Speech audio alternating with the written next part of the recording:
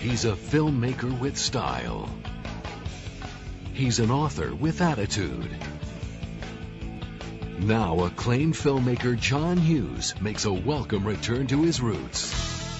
He can't follow the rules.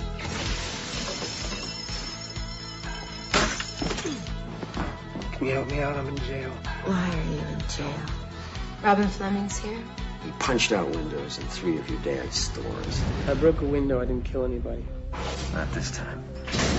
He can't escape his past. You wanna go? If you can't make it there, you're stuck here forever.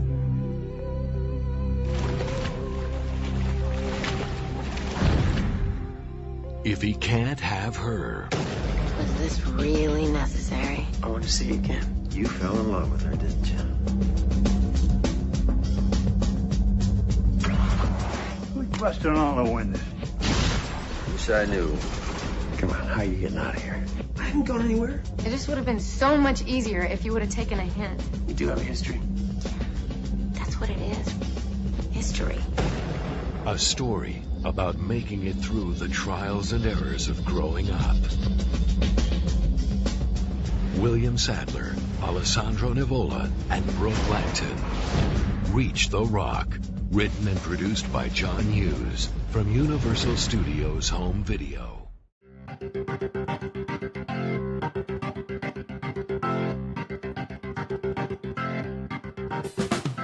Hello, I'm Katie, and this is Retromade, your pop culture rewind. Rounding out the John Hughes season today, we will be heading back to 1998 to cover his last writing credit of the 90s, his last producing credit as well, the last film that he wrote and produced today. It is a movie that I bet that you've not heard of, let alone seen, especially given the box office numbers, and we'll get to that. But I do hope that you'll stick around with me to talk about this movie, Reach the Rock. And of course, really the reason to stick around is the 1998 of it all, the memories. We're going to get into that to set the scene because it's a really, really, really good year, especially if you were in high school at that time, which I was. So we will get into that. But first, I just wanted to let you know I'm going to be solo today. No guest. This movie is the most hard to find movie I've ever done on the show. You wouldn't believe the lengths I went, but it's near impossible to watch, to make a very long story short. So you're stuck with just me today. Couple quick updates. This is the last regular episode of season 2, John Hughes, Shermer High and Beyond. I will be closing the season with a wrap-up finale episode, however, so that is still to come. We'll talk about some of the themes, what we've learned, and that was a lot. And of course, some of my rankings. You guys may have thoughts or comments of your own that you would like to share, and I would love to read them on that episode if you do reach out to me. So please email me at retromadepodcast@gmail.com or catch me on social media to do so. I'll be recording that very quickly. So hurry up, get your thoughts, comments, etc. in for the last episode, the finale of season 2, John Hughes, Shermer High and Beyond. Okay, enough of that. Let's open the time capsule from 1998 in order to set the stage for the movie that we'll be talking about. It's a very strong year for nostalgia. The pop culture landscape was super packed. It was extremely varied as well. You had the peak late 90s optimism mixed with weirdness. There was boy bands, Jerry Springer chaos, Titanic aftermath, TRL culture. Does anybody even know what TRL is now? The internet was becoming mainstream at the time. Can you even imagine that that was a thing? That the internet was just a newbie becoming mainstream at the time? Pokemon arriving in America, and of course, the Monica Lewinsky scandal was dominating the headlines. I can picture this place and time very vividly, and I think that you will too. If you were in high school in the late 90s, this should be peak nostalgia for you, as it will be for me. So get comfortable, guys. Music.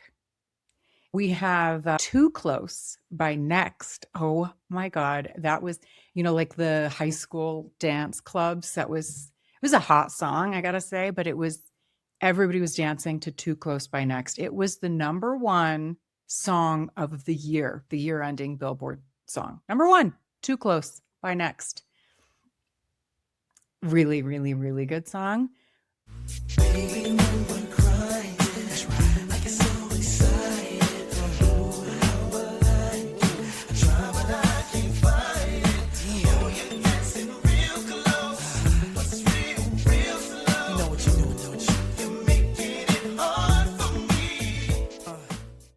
Britney Spears debuts. Britney Spears. I mean, it's just wild. It's so interesting how time has changed things, but she's a baby-faced little pop star with Baby One More Time. The TRL era explodes. Gosh, MTV was still playing music in a little bit of a different format, but TRL, anyone? Also, boy bands were everywhere.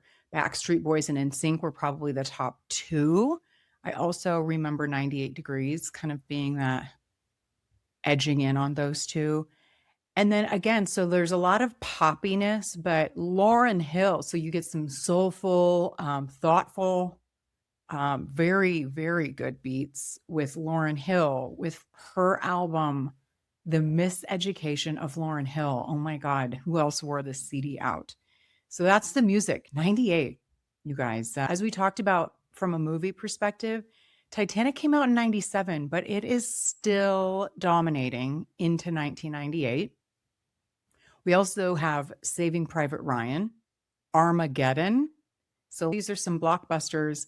And then in the 90s, we were still getting some more independent movies that you were able to kind of catch a wave with these. Like There's Something About Mary became a huge hit, but it was not, it's not your blockbuster, so to speak. And then also The Truman Show. So these are the movies dominating 1998. We're kind of ending the disaster movies. Well, maybe not ending, but they were kind of at their peak, I would say, maybe in the late 90s, disaster movies, right? And then, like I said, you didn't have to be a blockbuster. And this was why I miss the 90s a lot, especially now in the movie landscape, because there were so many mid or even low budget comedies. They were thriving and I loved it. There was just a lot to choose from when you were walking around Blockbuster. And speaking of which, we were still renting VHS. Speaking of Titanic, I had the double tape. It was such a long movie that it required 2 VHS tapes to get the whole movie. So if you purchased it, it was 2 tapes. So we hadn't fully crossed over into DVD land yet. So this is, again, 98. We're still renting VHSs. We're getting some DVDs, but it's not the dominant medium for watching movies, which is wild that we're now streaming. We're not even doing DVDs anymore or Blu-rays, whatever. We've gone through so many mediums. We'll probably end up back somewhere. So that's movies. Does anybody remember what TV show was a sitcom, aired its finale in 98? Sitcom aired its finale, over 70 million viewers. It is, of course, Seinfeld, the finale of Seinfeld. I think people now looking back probably have a more positive view of that finale, but I do remember at the time people being really upset with the way that it ended, but I'll have to give it a rewatch. Seinfeld, I like it, but I wasn't a religious watcher of it. However, I was a religious watcher of Friends, and this was peak Friends popularity. And another show, so all of these are NBC, right? Seinfeld, Friends, and then Will and Grace debuts in 98, which was also part of the Thursday night NBC must-see TV. And it was must-see TV. What a lineup. Yes. So Seinfeld ends and Will and Grace debuts in 1998. What a year. Also, I don't remember that 70s show being this old, but it also debuts in 1998. Another TV show that I sort of thought was a little bit later, but it became a phenomenon on a little channel called HBO. Now, I did not buy into this. Most women probably did, but Sex and the City also premieres, and it became a juggernaut. I don't dislike it, but it wasn't I didn't have to watch it. I do think it's good, but it is no Will and Grace and it is no Friends, in my opinion.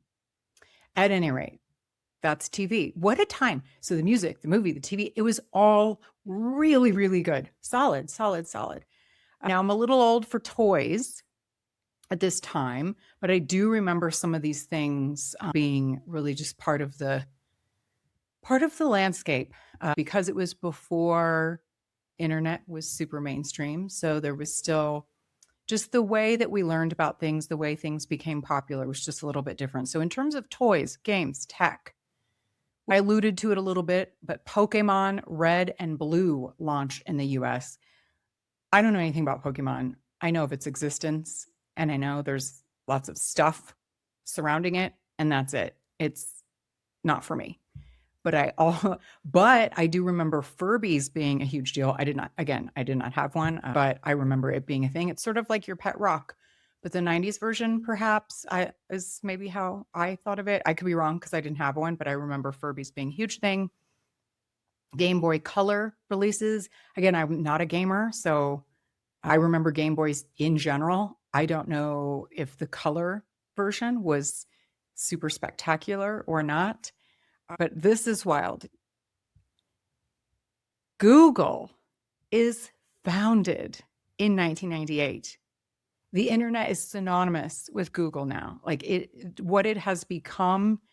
I mean, there's just like no words because it is a verb now. We Google something. And in 1998, this makes it sound like it was the Industrial Revolution or something, like that it was so long ago. But I was in high school. Like it can't be that long ago, right? But yeah, almost.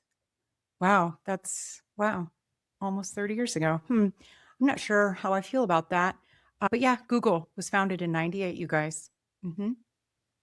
Also, MP3 players begin appearing. I certainly didn't have one. I think that skipped me. Like I did not fully embrace the MP3 player. So that technology skipped me and I don't know, whatever. I just have a phone. No MP3 player. And we were talking about how DVDs had not fully taken over yet, but they're starting to accelerate. So the adoption of the DVD and the DVD player is accelerating. So this is where we are in toys, tech, and games. In 1998, I did see this little tidbit that I was completely unaware of and didn't realize that Furbies were used by adults. But of course they were. They got banned apparently in offices and government buildings because people thought they were secretly recording conversations. Why were people bringing them to their office at all? Why? I thought this was a child's toy. Someone please explain this to me. Yeah, people are wild. Celebrity culture and news. We're in the midst of the Clinton Lewinsky scandal. It was everywhere. In addition to Google being founded, another aid in life, particularly men's life, was also approved at this time. Viagra, 98. France wins the World Cup. This was the home run chase between Mark McGuire and Sammy Sosa in 98. I do recall that. The Matthew Shepard murder becomes a major national story. Again, I don't know why some of these things I'm like, wow, that was 98?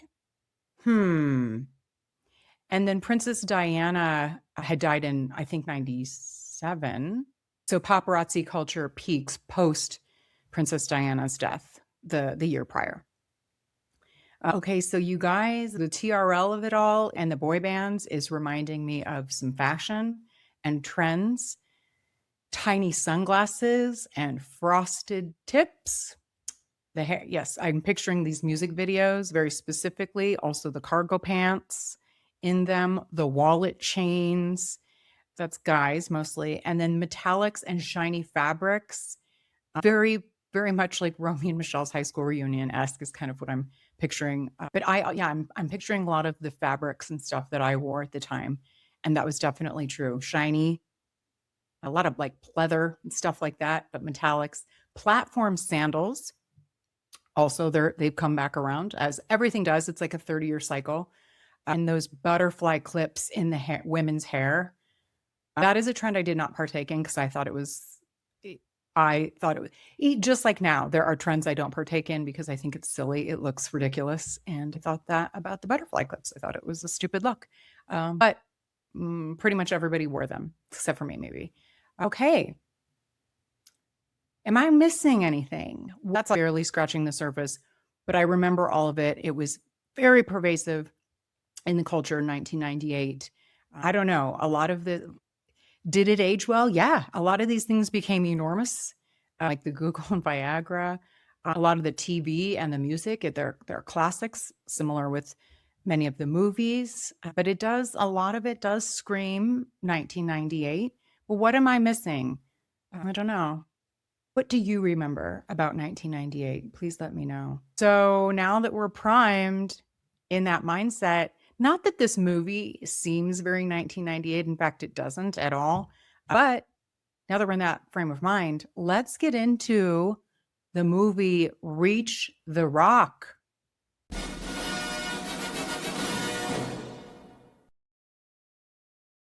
This movie was released on October 16th, 1998.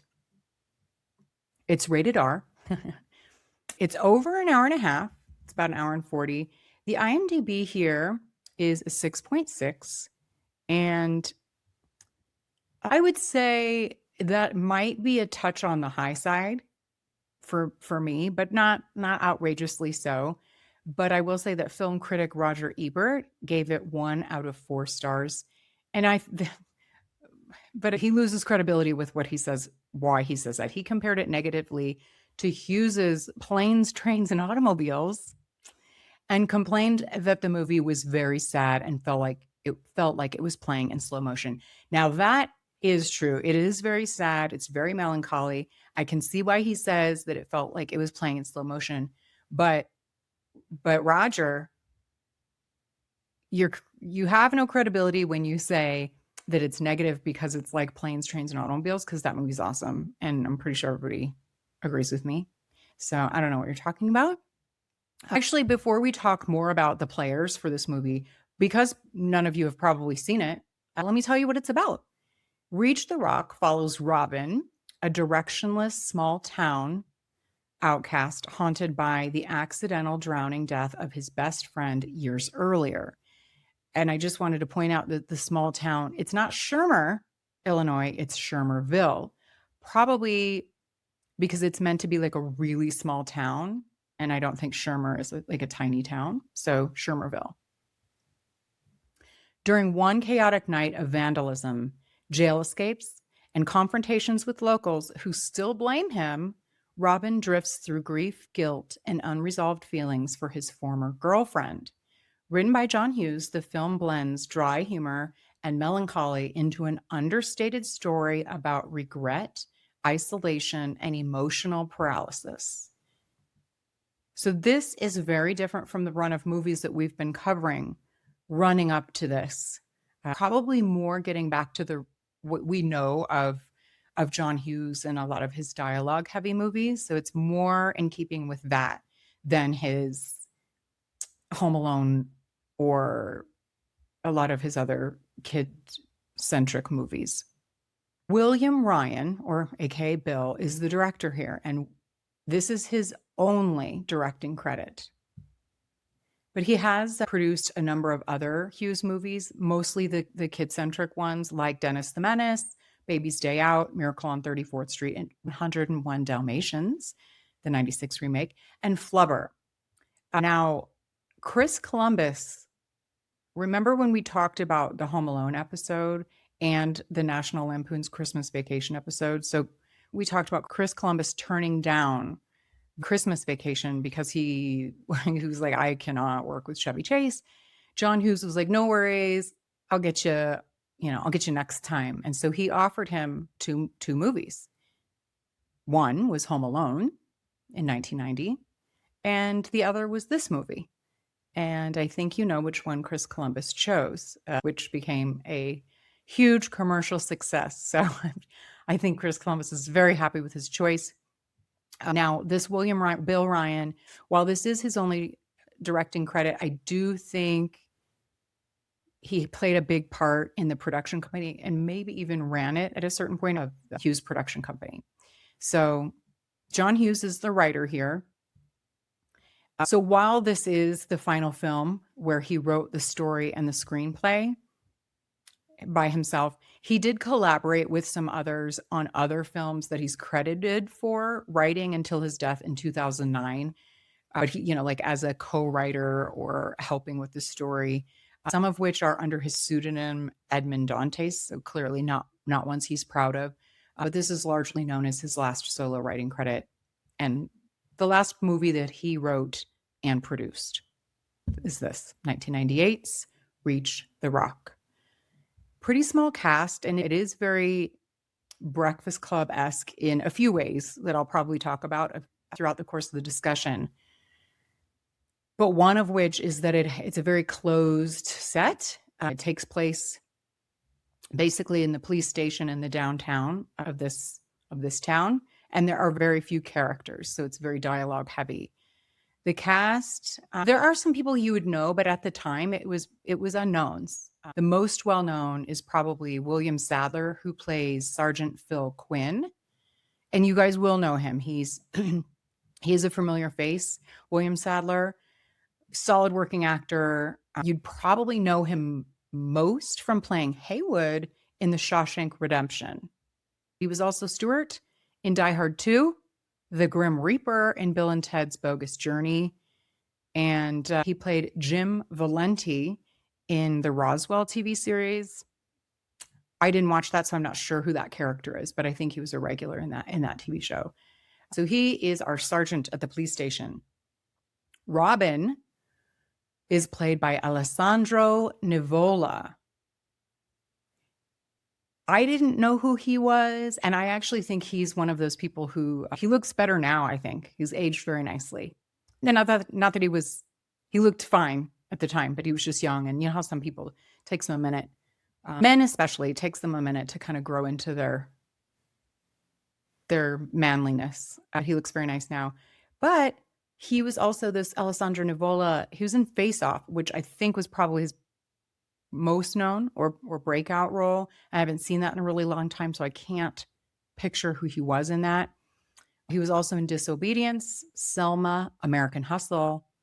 And I haven't started watching this yet, but there's a series called Love Story, a current series, maybe on Netflix, I can't recall. But it's about, I believe it's JFK Jr. and Carolyn Bassett's love story. And Alessandro Nivola plays Calvin Klein in that TV series currently. So there you go. That's our main character. The other policemen, so there's Sergeant Phil Quinn, and then there's Ernie, who reports to Quinn. He's the other policeman, and he's more junior. He's played by Bruce Norris. His character's kind of the comedy relief in this movie. He's, plays this small town cop. He's silly and unserious. He was in The Sixth Sense, All Good Things, a single episode of 3 Law and Order episodes, the 3 different properties of Law and Order. So the regular Law and Order, an episode in that, an episode in SVU, and an episode in Criminal Intent. I thought that was interesting. And then Robin's ex-girlfriend, Lise, Lise, is played by Brooke Langton.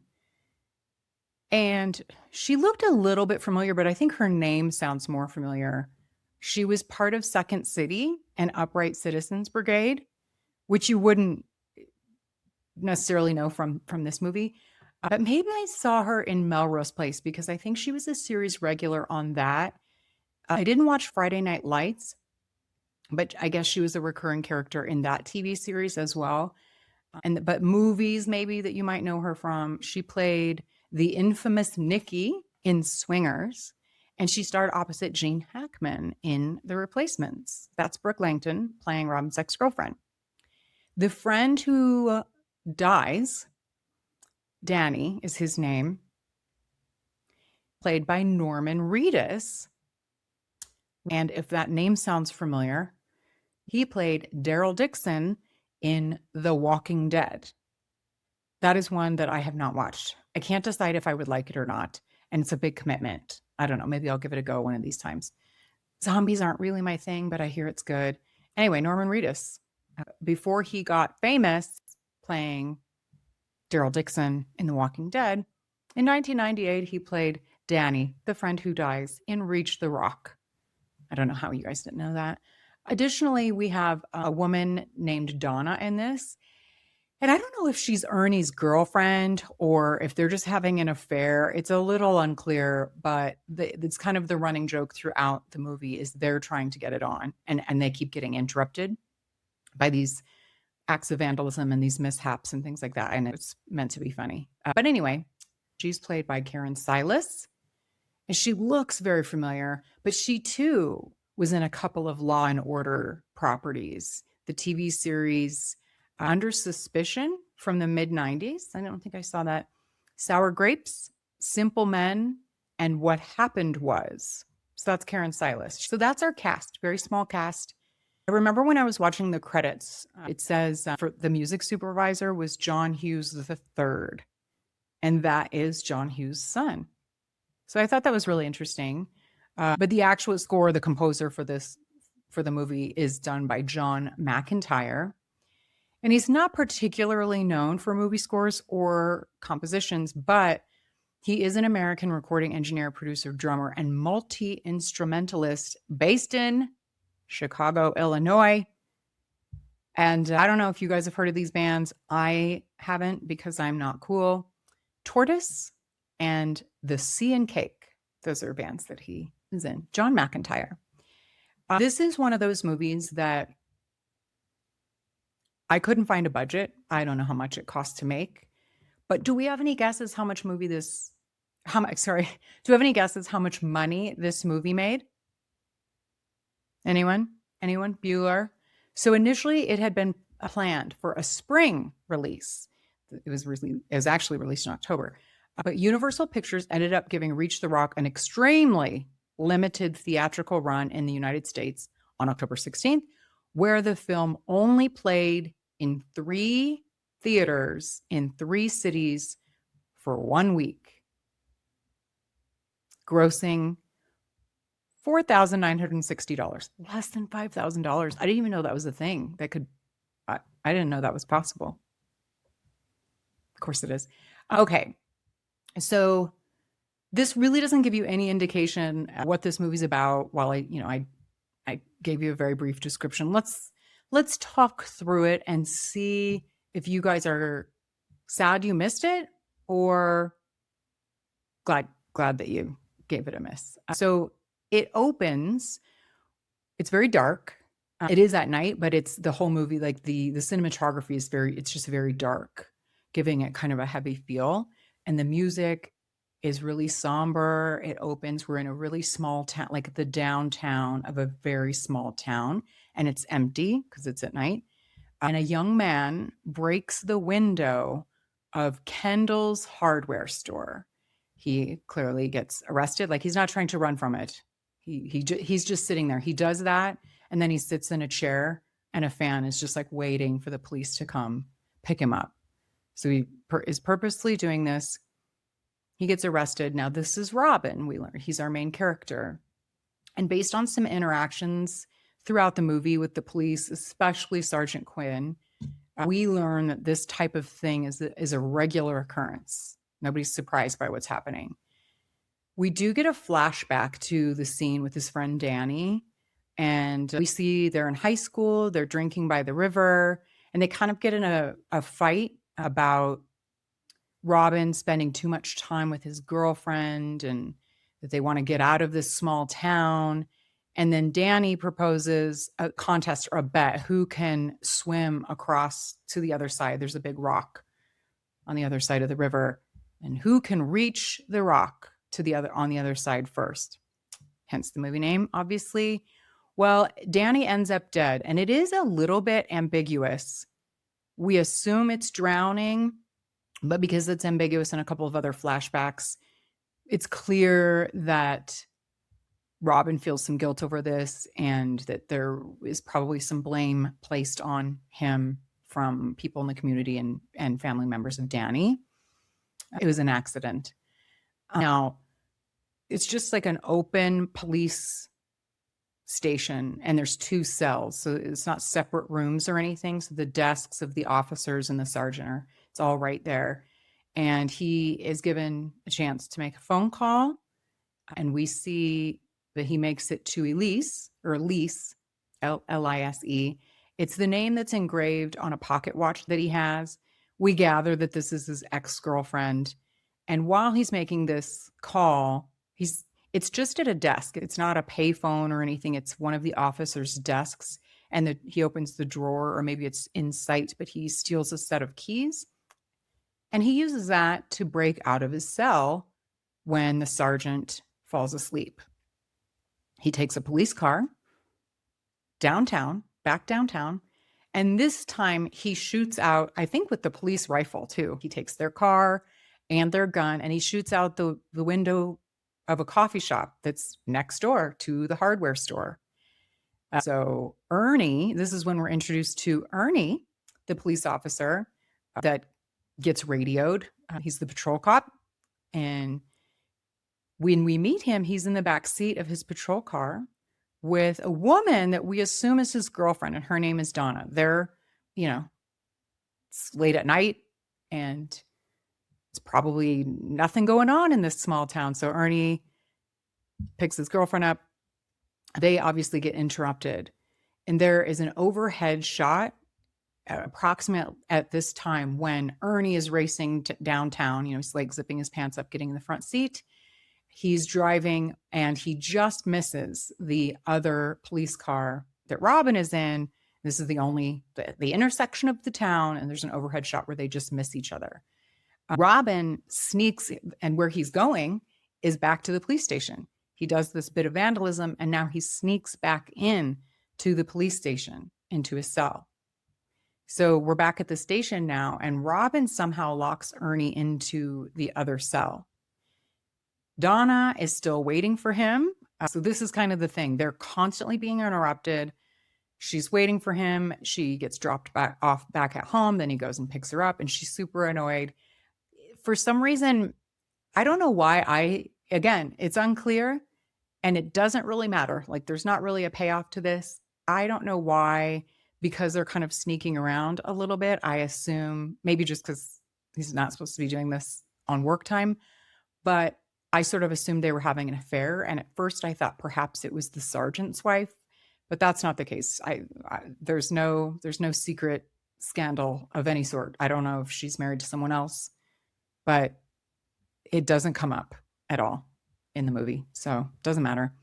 We also learn that Robin is very smart, but that he didn't go to college. So the sergeant, knowing full well why, and there's a lot of things said. So this movie is a lot of breadcrumbs, and it's kind of an annoying way, breadcrumbs, and then you learn later, but it's not really a good payoff.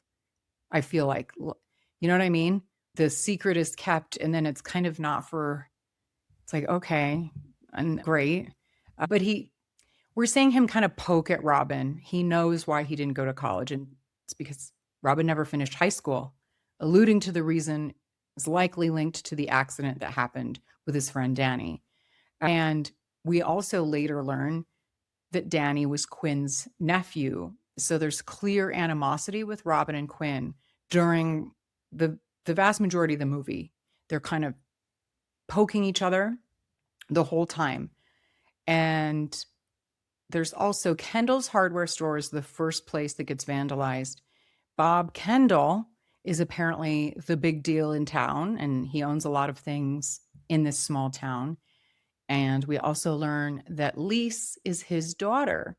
So at least 2 more times in this movie, Robin escapes somehow to commit more vandalism in this downtown. And after the coffee shop, there's a third store window, the real estate office, that gets broken into as well. But at the real estate office, Quinn's badge gets left there. So Robin is doing all these sneaky things just to mess with these guys, or particularly Quinn. So there's a point in the movie, this kind of leads the other officer, Ernie, to potentially think that Quinn was doing all of these, because then Robin is always ending up back in jail. They don't know that he's doing it for a while. And so Ernie is thinking, well, maybe Sergeant Quinn is doing all of this just to pin it on Robin as payback for his nephew, because Robin is always back in his cell when they come back to the station. And we also then learn that all of the stores that he is vandalizing are all owned by Bob Kendall, his ex-girlfriend's father, the big man in town. And we then see Lise show up. She does arrive to, I guess, post bail. However, there's no bail, like it hasn't officially been set, because I don't think he's been charged yet. It's probably a Saturday night, so he would have to wait until morning, or maybe a Sunday night. At any rate, he would have to wait until morning before anything is official. So anyway, she is allowed in his cell. It's a small town, doesn't matter. She's a Kendall, so of course they're going to kind of do whatever she wants. So she's in the cell with Robin talking, and this is where we're kind of learning a lot. We learn that I think the next day she's heading to New York City to start her new life. This is after college now. So it's been 4 or 5 years since high school, it sounds like. They talk about she's done during her college career, where she is. She's got this whole life ahead of her. She's been living this whole life with a new boyfriend for the last 4 years or so. And Robin has not been doing anything. He has remained completely stagnant. And there's a lot of dialogue that leads us to believe that there was also an issue in their relationship, that it was sort of like a class cloud over them. And either he didn't feel her equal, or she didn't think he was her equal. They're really kind of talking in circles a lot. They're saying, at least he's kind of saying things, not saying them. And they talk about their past. They talk about how they cannot be together now. And there's a point at which he kind of reels her in, and just one last time, and they kiss, and she's into it, and it's about to go further. But then he turns her down, which we didn't see coming. So Sergeant Quinn is hearing all of this. So there's this animosity. There's kind of been this cat and mouse breaking out, coming back in. They're learning more about each other. He's had this animosity, not really move forward with his life either. And so he's hearing this, and he's starting to feel a little empathy for Robin. And after Lise leaves, I keep wanting to say Elise, but it's just Lise, Lise. After she leaves, Sergeant says to Robin, "Why don't you go home? Your dad has insurance." So it has been the course of the whole night. So I don't know, maybe like, again, sort of Breakfast Club-esque. This takes place probably over the course of 8 hours, similar to Breakfast Club. It's just before dawn, and he says, "Why don't you go home? Your dad has insurance." So this whole time he could have let him go as well. And we've seen that this is, again, just as a reminder, we see throughout the movie clues that this has happened. Like, he's been here before. And so this is probably what is sparking Robin to do what he's doing. But so after he says this, they kind of look at each other now with a mutual understanding, and there's no more animosity. And then the music kicks in, and the sergeant says, "Go on with your life." And I guess throughout the course of the movie, they have had a lot of interactions and talks that kind of allow them to make peace and understand each other's point of view, but it's missing something. It falls a little flat, in my opinion. It's not earned. It's a great idea. I just don't think it was executed well. I'm not connected to this. I don't feel it. I don't see it, really. Maybe that's just me. But but we're supposed to. So maybe we were missing something. I'm not sure. There was definitely something missing because we were really supposed to have this really profound feeling of them, seeing each other, as like two sides of the same coin, I think, because Robin leaves and now we see Sergeant Phil Quinn reflecting, and we're shown that he has a tattoo of a hawk now as he's reflecting. And the reason that I bring that up is because throughout the movie, Quinn is telling a seemingly random story about a hawk and a tattoo. And now it's clearly tying the story directly to his own life. Both men we see are stuck in the past. They're carrying old wounds and old regrets. But again, Quinn, I guess we're seeing that a little bit, but aside from kind of holding on to this animosity with his nephew, we're not shown a whole lot else about him, or maybe I'm just misremembering because I did watch this a little while ago. It's taken me a really long time to get this episode out. Sorry, guys. So I watched this a while ago. So anyway, we're seeing this moment with the music and the sergeant is reflecting. We see, oh, there's the tattoo. So I think we're meant to have a bigger, more feelings about this than I did anyway. Representing freedom, escape, perspective, the ability or inability to move on, because they both had the inability to move on, but now they're free. Robin has spent years frozen by guilt over Danny's drowning and his failed relationship with Lise. And Quinn has spent those same years nursing blame and resentment. But that's it. Like, I feel like we needed more from Quinn for him to feel this way. But by the end, the tattoo reveal hints clearly that Quinn has been telling the story about himself the whole time, and they both need to let go of the identities that they've built around this particular tragedy. Yeah, the freedom that they both have been denying themselves for years, I think, is supposed to be this, wow, gotcha, like, isn't this poignant moment? I don't know. I think this is what Hughes was going for, that they're like mirror images of each other, the rebellious young man stuck in the past. And then there's the authority figure stuck in that past. And that this hawk is representing what they're both denying themselves. But like I said, and maybe this is me. Maybe I was just not, how sometimes it depends on your mood and watching something. And maybe I actually do think I went into it open-minded, and maybe I was just not in a deep thinking mood.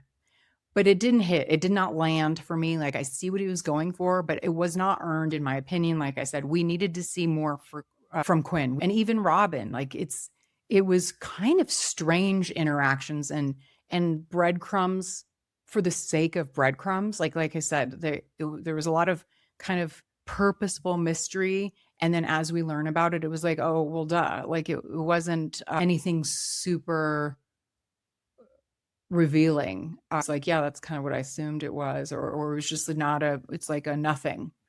Now, I don't think this movie is bad. It's just now that I'm kind of talking through what happened in the movie, because it's been a few weeks since I saw it. The storylines, quote unquote, like, again, I say that quote because there's not really storylines. Really, it's just a bunch of things happening and conversations that are meant to be really meaningful, deep, thoughtful, thought-provoking conversations. And I just didn't think that they were. Like, yes, there's some good themes in there about what you expect of yourself, what you can let go, like, you're in charge of your journey. Why, if you want something, don't stay stagnant. Feeling equal. There are a lot of really good themes.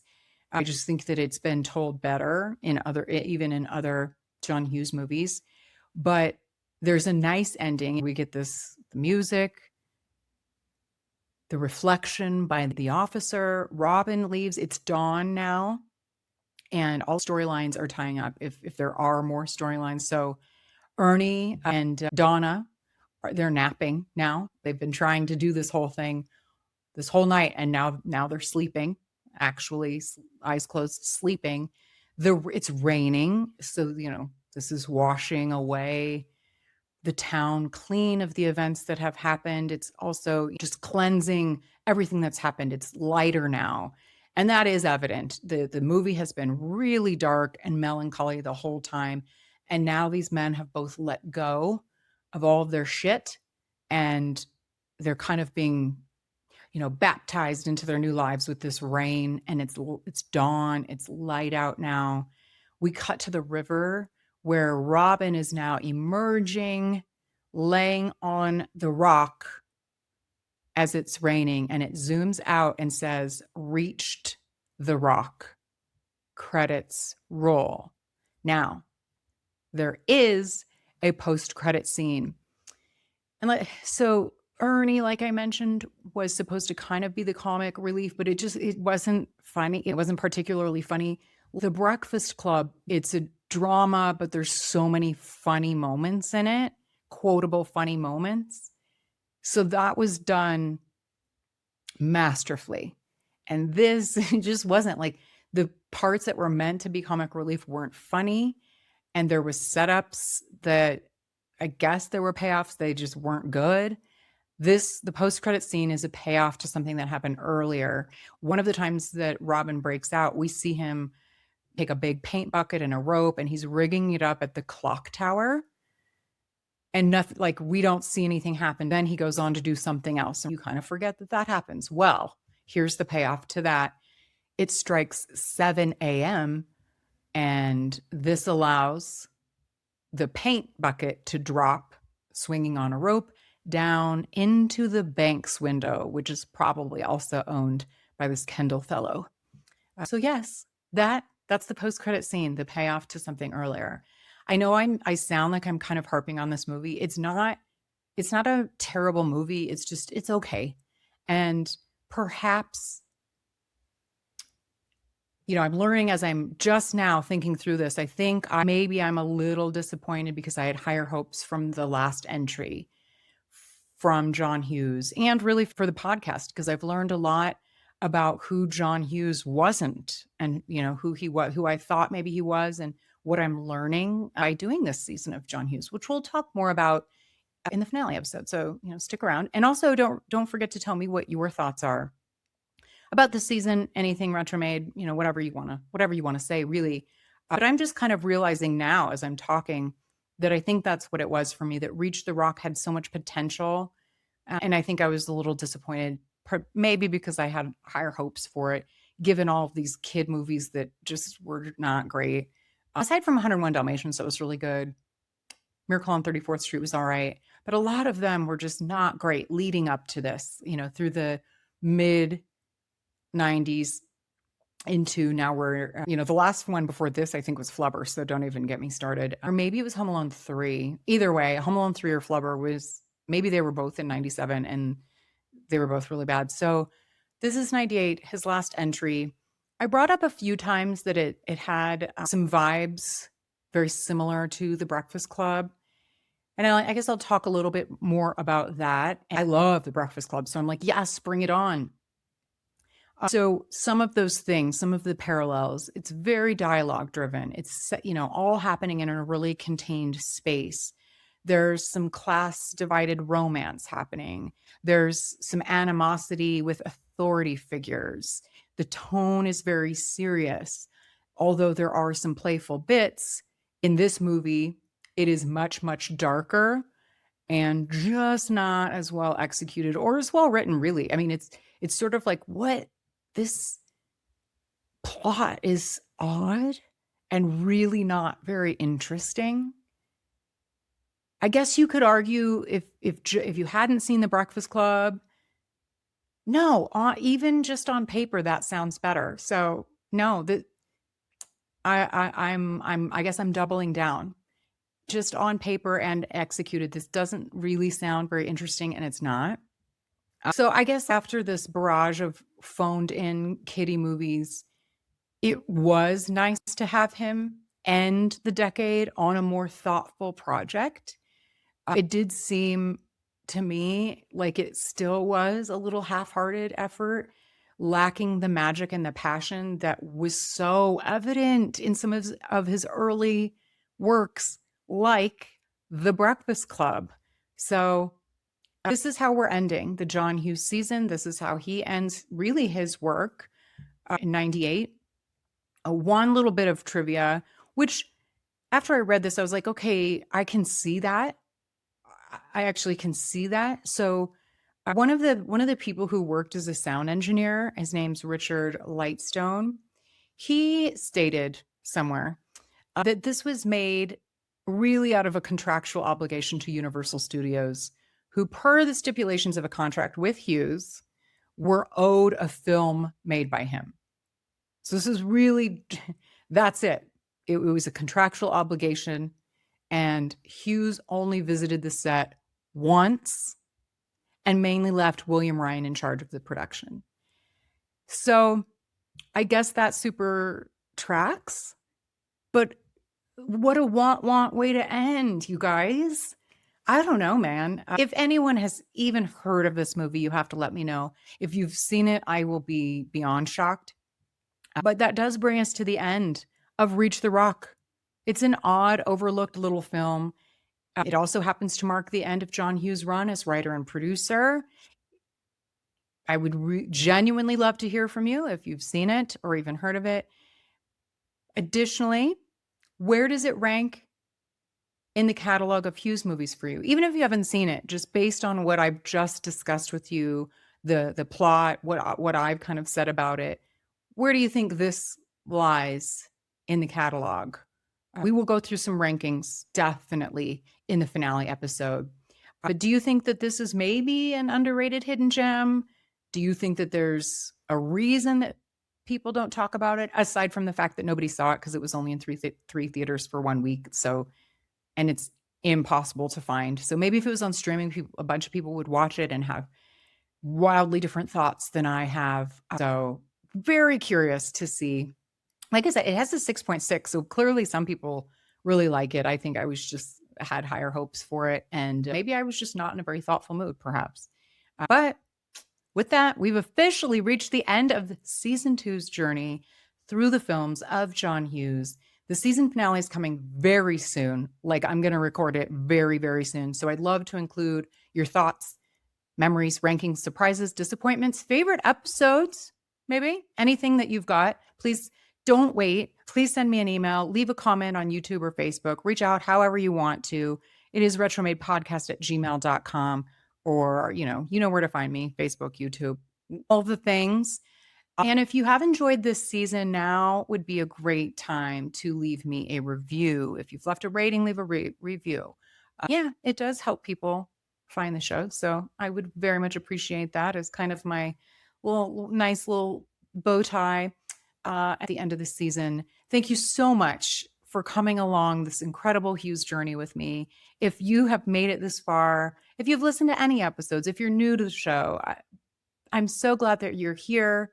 And I will see you very soon for the season 2 finale. Until next time, be kind. Rewind.